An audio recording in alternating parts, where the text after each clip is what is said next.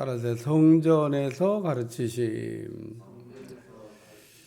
예수님께서 명절의 중간쯤 됐을 때 성전에 올라가셔서 가르치셨다. 예수님은 그 예루살렘에 가시면 주로 성전에서, 사도 바울은 복음을 전할 때 주로 회당에서, 그러니까 성경에서 예수님이 어떻게 하셨나, 바울은 어떻게 했나 라고 하는 것을 우리가 잘 찾아서 그거를 우리의 신앙에 적용하는 게 제일 좋습니다. 바울이나 예수님은 성전이나 회당을 중심으로 복음을 전했는데, 또 바울은 이 선교를 어떻게 했는가도 우리가 이게 자세히 살펴보면 선교를 잘할 수 있을 텐데, 제가 보기에는요 교만한 겁니다. 바울보다 자기가 더 낫다고 생각하는지, 예수님보다 더 낫다고 생각하는지. 우리가 예수님이나 바울을, 예수님은 말할 것도 없고 사도 바울도 정말 너무 탁월한 분이라서 뒤따라잡기가 쉽지 않은 분입니다. 그러니까 우리가 바울보다 능가하다는 생각은 버리고, 어떻게 하면 우리도 바울처럼 선교할 수 있을까? 이 정도만 생각해도 좀 비슷하게 좀 뭔가 이루지 않을까 생각합니다. 근데 많은 선교사들이 사도 바울을 모델로 잘 안 삼더라고요. 모델이라고 얘기하면서 실제로 모델로 삼지 않고 있습니다. 모델이라고 생각하면 그 사람이 한 걸 그대로 따라가야 되는 거예요. 그러니까 바울의 선교 전략을 그대로 따라가야 되는데, 바울을 좀 연구해야 되는데 바울을 잘 모르는 것 같더라고요. 그러니까 신앙생활 잘하는 방법도 예수님이 성전에서 가르치셨다. 내가 성전에서 가르친 적이 한두 번이 아닌데 왜 그때 너희는 나를 안 잡았냐? 그리고 예수님이 말씀하셨던 적도 있어요. 예수님이 지금 형제들이 유대로 가소서, 그리고 가서 좀 이름을 좀 날려야 되지 않겠습니까? 이렇게 시골, 이렇게 사람도 없는데 이런 데서 조용히 계시면 되겠습니까? 그럴 분이 아니신 것 같은데 나가시죠. 그러니까 예수님 안 가니까 그러나 우리 주님 명절을 지키려고 이렇게 올라가셨는데, 또 보면 성전에 들어가셔서 이렇게 담대하게 가르치십니다. 그러니까 형제들의 생각은 이렇게 예수님이 막 인기가 높아지기를 바랬지만, 예수님은 인기에는 연연하지 않으시고 그러나 할 일은 한다. 누가 무서워서 피해 다니시거나 죽음이 무서워서 피해 다니시거나 그런 게 아닌 겁니다. 성전에 들어가셔서 예수님이 이렇게 가르치셨는데, 오늘 특이한 내용은 배우지도 않았는데 라는 말씀이에요. 예수님이 무학인 거를 알았던 것 같아요. 예수님이 그러니까 정규 학교를 안 다니신 것 같아요. 정규적인 어떤 교육을 받으신 적이 없는 것 같아요. 예수님 제자들도 그랬던 것 같습니다. 제자들도 아니 배우지도 않았는데 어떻게 저렇게 설교를 잘하지? 그리고 이야기를 했습니다. 우리는 중세를 이렇게 한번 중세라는 시대가 있었습니다. 근데 그 중세라는 시대는 우리가 종교 암흑기라고 그러는데, 성경은 누구만 볼 수 있었냐? 근데 그때는 성경을 누구만 볼 수 있었냐가 아니라 도서관에 책도 몇 권 없었어요.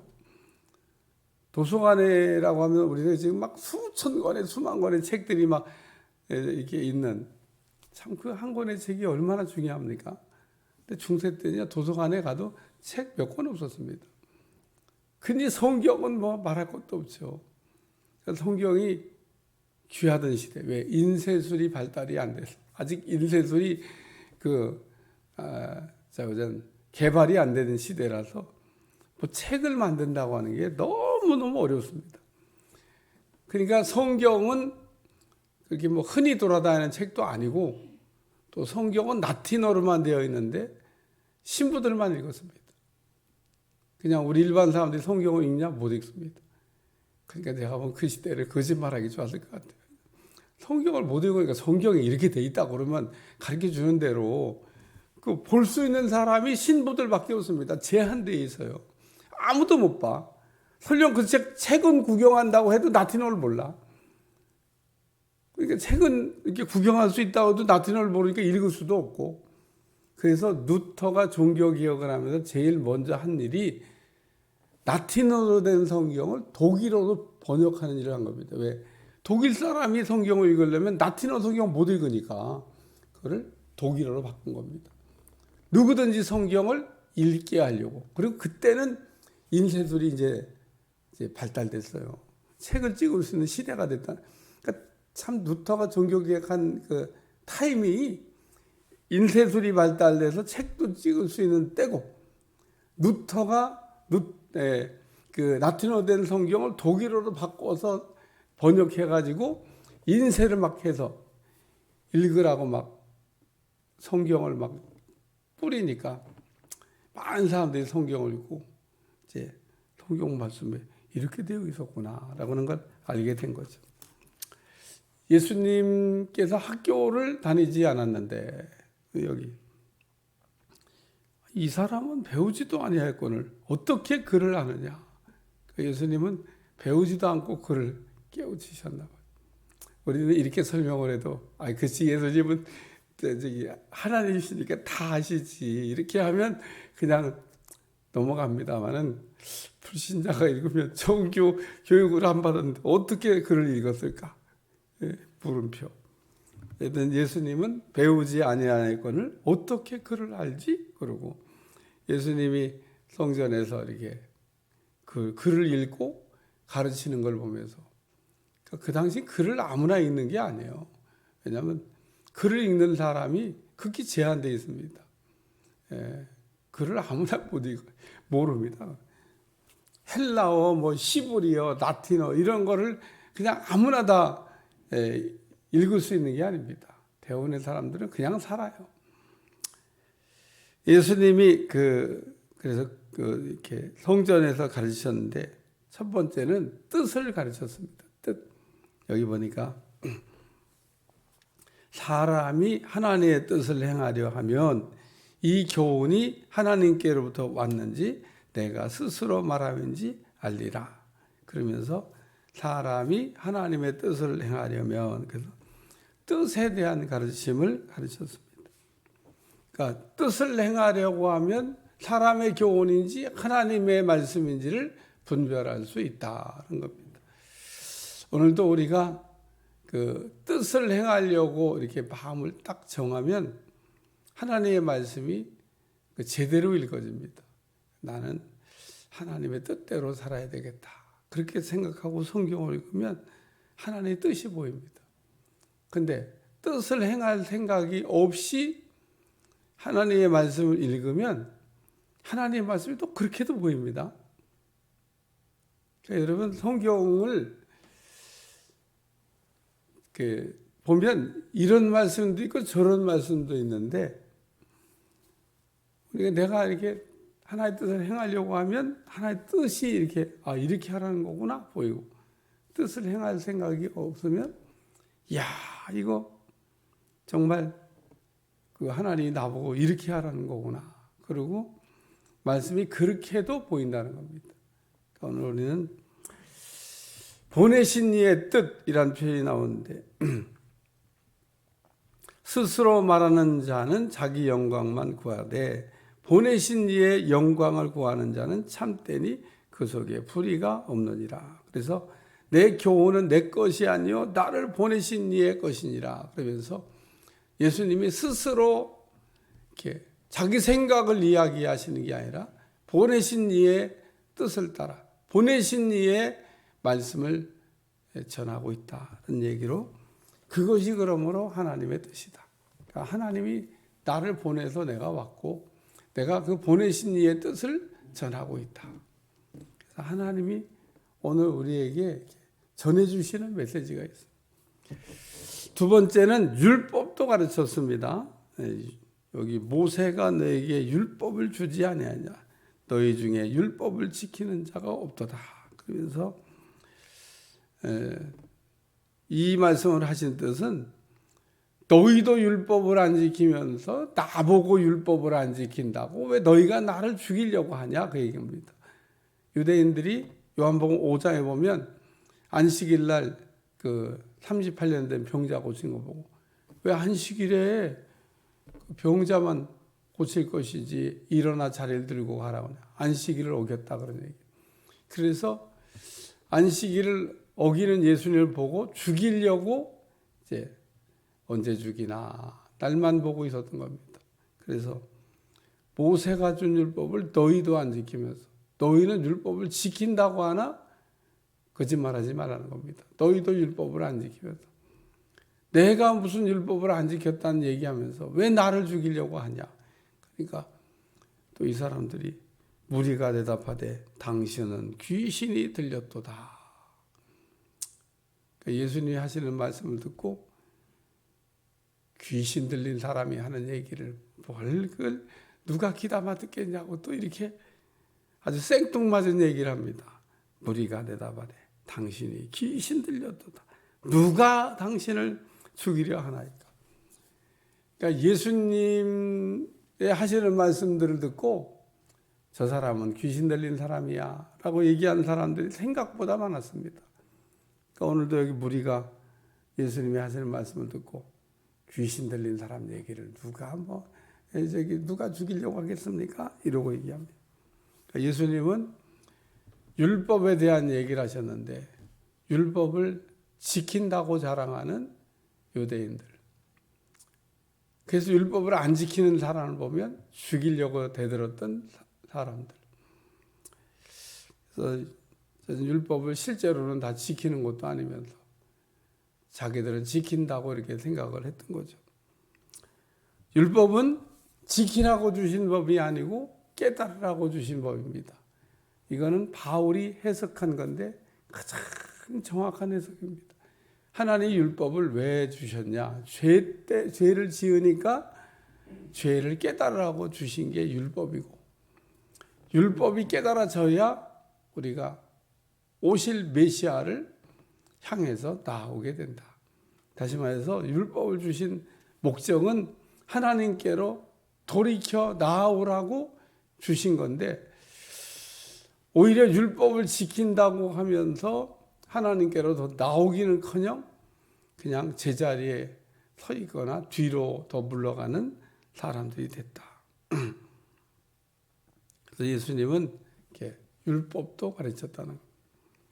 세 번째는 할례도 가르쳤습니다. 모세가 너에게 할례를 행하였으니 그러나 할례는 모세에게서 난 것이 아니고 조상들에게 난 것이라 가로닫고 그러므로 너희가 안식일에도 사람에게 할례를 행하지 않냐. 모세의 율법을 범하지 않으려고 사람이 안식일에도 할례를 받는 일이 있거든. 그러면서 할례가 누구 때 시작되냐는 겁니다. 이 할례는 모세 때 시작된 게 아닙니다. 하나님이 할례를 처음 시작한 게 아브라함 때입니다. 하나님이 아브라함을 이렇게 부르시고 할례를 행해라 그렇게 얘기했습니다. 이 할례를 행하라고 하신 뜻은 뭐냐면 언약을 기억하라고. 하도 이스라엘 백성들이 잊어버리는 걸 잘하니까 몸에다가 이렇게 흔적을 남겨주시면서 손바닥에 글씨 쓰듯이 흔적을 남겨주시면서 이것이 언약의 표라는 겁니다. 언약의 표. 그러니까 할례를 생각하면 그냥 단순히 깨끗하게 하는 어떤 의식, 그런 의식도 되기는 돼요. 근데 그런 의식이 아니라 할례는 언약의 표시라는 겁니다. 너희는 언약의 백성, 너희는 언약을 받은 백성이라는 것을 하나님께서 몸에다가 새겨주신 거라는 겁니다. 잊어버리지 말라고. 그래도 잊어버려요. 언약이 뭔지, 율법이 뭔지. 그러니까 율법 이전에 하나님이 언약을 하셨습니다. 언약. 그 언약을 하시면서 아브라함에게 할례를 행하라. 그렇게 얘기했죠. 그러니까 이 할례가 모세 때 시작된 게 아닙니다. 모세 때는 당연히 할례를 하고 있었겠죠. 예수님 때도 했으니까. 근데 모세 때 율법에 의해서 할례를 하는 게 아니고 율법 이전부터 할례가 행하여지고 있지 않냐. 근데 너희들 안식일에 왜 할례 행하냐는 겁니다. 그럼 율법을 어기는 건데. 그러니까 여러분 율법을 지키려고 할례를 행하는 줄 알지만 그런 게 아니다고 얘기하시면서 여기 모세의 율법을 범하지 아니하려고 사람이 안식일에도 할례를 받는 일이 있거든. 내가 안식일에 사람의 전신을 건전하게 한 것으로 너희가 내게 노여하느냐. 그러면서 뭐 율법 다 지킨다고 하는 너희가 지금 그 안식일 날 할례도 행하면서, 그러니까 할례가 율법의 규정이 아니라는 겁니다. 그 이전에 언약의 표시로 준 거를 지금 너희가 이야기하면서 내가 안식일에 그 할례를 행한 거나 안식일에 내가 병자를 낫게 한 거나 뭐 뭔 차이가 있냐는 겁니다. 아니 뭐 돌을 조그만 거 던지면 물에 뜨고 큰 거 던지면 깔아앉고 그러냐고 우리 주님이 그냥 쉽게 얘기한 겁니다. 그러면서 안식일에 사람의 건신을 건전하게 한 것으로 너희가 왜 나를 죽이려고 하냐. 왜 계속 죽이려고 하는 걸 아셨으니까. 너희가 왜 나를 자꾸 죽이려고 하냐. 나보고 율법을 어겼다고 얘기하면서 왜 안식일에 자꾸 병자 고치는 일, 그리고 율법을 어기는 일, 그러니까 죽여야 된다. 율법을 어겼으니까. 너희는 그럼 율법 지키냐? 너희도 율법 못 지키지 않냐는 겁니다. 너희도 죽어야 되는데 죽어야 될 사람이 누굴 죽이냐? 그리고 우리 주님이 가르치신 겁니다. 성전에서 세 가지를 가르쳤습니다. 첫째는 하나님의 뜻에 대해서. 우리가 하나님의 뜻을 우리가 잘 전달하려면 자기 생각을 빼고 하나님이 보내신 그 전하려고 하는 메시지만 전해야 된다. 이게 첫째고, 두 번째는 율법이 뭐냐라고 하는 걸 또 가르치시면서 율법은 지키라고 주신 법이 아니고 깨달라고 주신 법인데 지킨다고 이렇게 자랑하지 마라. 너희도 못 지키면서 누구 보고 지키라고 하냐. 그러면서 율법이 뭔지에 대해서 다시 한번 말씀하시고, 세 번째는 할례에 대해서도 할례는 언약의 표다. 뭘 잊어버리지 말라고요? 하나님 우리에게 하신 언약을, 메시아를 보내준다고 하는 언약을 잊어버리지 말라. 그러니까 율법은 우리의 죄를 정죄하는 거지만 언약은 우리를 살린다는 겁니다. 그래서 우리 주님이 하나님의 뜻, 그리고 율법, 그리고 복음, 이 세 가지를 오늘 본문에서 이렇게 말씀하고 있는 겁니다. 아주 중요한 말씀을 이렇게 오늘 아주 간단하게 우리 주님께서 가르치고 있는 말씀입니다. 기도하겠습니다. 하나님, 오늘도 복된 날 되게 하여 주시고 은혜가 넘치는 축복된 날이 되도록 역사해 주옵소서. 주여, 오늘도 주의 은혜로 살게 도와주시고 거룩한 주일입니다. 주의 영광을 보게 하여 주옵소서. 예수님의 이름으로 간절히 기도하옵나이다. 아멘.